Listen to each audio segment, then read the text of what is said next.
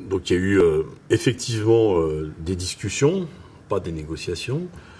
Tout l'été, la CGT a participé à 7 réunions de travail où le gouvernement nous a affiché ses intentions. Je pense que le gouvernement a retenu la leçon de l'année dernière, puisque Macron était ministre et donc il a suivi attentivement la réforme El Khomri. Et donc il a voulu donner l'impression, par une opération de communication, qu'il prenait en compte l'avis des syndicats. La réalité est tout à fait différente, puisque c'est plus le gouvernement qui explique et qui, me semble-t-il, pour 99% de nos propositions, ne prendra pas en compte ce que nous proposons. Donc on a changé de méthode, mais le fond reste le même.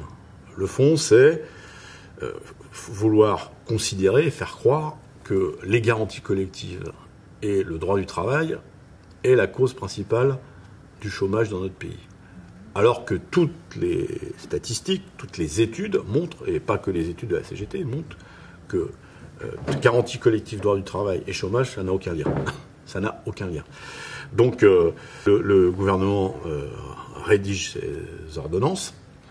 Et le fond, c'est remise en cause des droits collectifs et renvoi à l'entreprise, ce qu'on disait déjà l'année dernière, c'est-à-dire un code du travail par entreprise, toute une série de choses très concrètes sur la question du temps de travail, sur les revenus, même si le gouvernement s'en défend.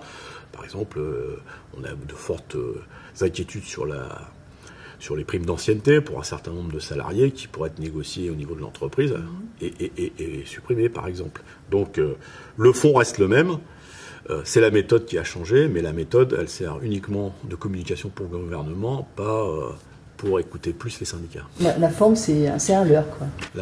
La forme est un leurre, mais c'est pas anodin. Ça veut dire que contrairement à ce qui se dit, l'année dernière, il s'est passé quelque chose. Et les mobilisations n'ont pas permis, d'une part, au gouvernement de faire ce qu'il avait envie de faire, ce que Macron avait déjà envie de faire. Et en même temps, ça montre que essayer de contourner les syndicats, essayer de faire sans les syndicats, ça coince à un moment ou à un autre. En tout cas, la CGT a voulu jouer son rôle d'être toujours présente là où on parle de l'avenir des salariés. Et je pense qu'on a bien fait de participer, même si c'est pas une négociation, parce que ça nous a permis de faire des comptes rendus, d'expliquer et d'être prêts en cette rentrée à expliquer très concrètement les enjeux de cette réforme et de favoriser la mobilisation, notamment celle du 12 septembre. Alors on accuse aussi le Code du travail d'être trop lourd, trop complexe, trop compliqué. La CGT, elle a aussi eu des propositions pour avoir un Code du travail peut-être simplifié, mais en tout cas protecteur. On était les premiers à le dire que le Code du travail avait besoin d'être simplifié.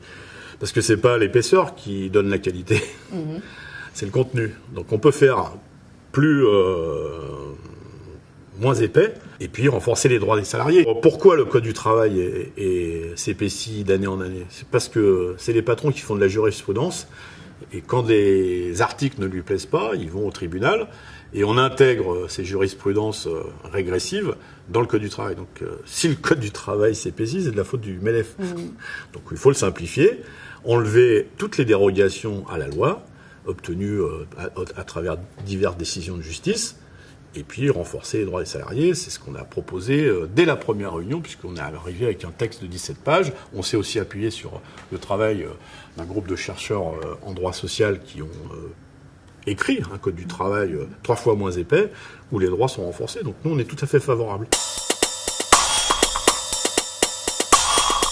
Le 12 est une première date importante, et on espère bien qu'il y en aura d'autres. En tout cas, la CGT fera en sorte qu'il y en ait d'autres. Il faut que cette rentrée, elle soit marquée par deux aspects. Un aspect qui dise il faut renforcer les droits des salariés, et donc casser le Code du travail, c'est pas la réponse.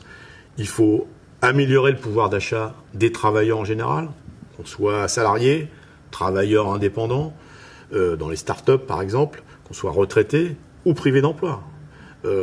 Donc c'est autour de ces thèmes-là. Et donc ce qu'on souhaite, c'est partir des entreprises, partir des réalités de ce que vivent les travailleurs dans les entreprises, qu'on soit dans le public Et il y a beaucoup de problèmes dans le public. Et moi, je me félicite qu'il y ait des mobilisations dans le secteur public autour de l'augmentation des salaires, le fameux point d'indice, contre la remise en place du jour de carence, contre la diminution des effectifs. Il y a besoin d'embaucher dans les services publics. Donc on part bien des réalités du public, de ce que vivent les agents du public, ce que vivent les salariés du privé dans leur diversité, les retraités qui vont, eux, voir leur pouvoir d'achat amputé encore plus avec l'augmentation de la CSG, les privés d'emploi à qui on promet moins d'indemnités, des durées légales d'indemnisation réduites. Donc voilà, on part de ces réalités et on fait une mobilisation. Et ce qu'on espère, c'est qu'évidemment, cette mobilisation prenne de l'importance derrière le 12 septembre. La cohérence, c'est toujours de culpabiliser ceux qui travaillent, ou ceux qui ne travaillent pas, enfin ceux qui sont privés de travail, les chômeurs, pour leur dire, les responsables, c'est vous. Et en épargnant, c'est le bon mot d'ailleurs, tous ceux qui profitent du fruit des travaux des autres pour mettre de l'argent de côté. Une statistique vient de sortir là, ces derniers jours, qui montre que ceux qui profitent de la relance, et de la fameuse relance économique, c'est les actionnaires. 40 milliards de dollars, rien qu'en France, de verser en dividendes au deuxième trimestre. La France est le premier pays en Europe pour les dividendes versés aux actionnaires. Donc on voit bien qu'on culpabilise ceux qui n'ont que leurs mains ou leur tête pour travailler, ou pour essayer de travailler, et on épargne ceux qui profitent du travail des autres. C'est ça qu'il faut changer, quoi. Le problème, c'est le coût du capital, pas le travail et les salaires. Il y a évidemment tout ce qui tourne autour des droits collectifs, du travail. CGT se bat pour que le travail soit au centre de débat. Pourquoi il y a tant de pénibilité au travail, il y a tant de gens qui vivent mal leur travail, ou qui sont mal dans leur travail. C'est une campagne que l'on continue. Il y a évidemment les questions industrielles. Il y a quelques dossiers toujours aussi importants. Je pense aux nos camarades de GMS, mais il n'y a pas que. Donc la place de l'industrie dans notre pays. Et on va lancer une bataille sur les services publics pour donner de la cohérence à notre slogan. Pas d'industrie sans service public, pas de service public sans industrie. Il y a besoin de redonner du dynamisme aux services publics.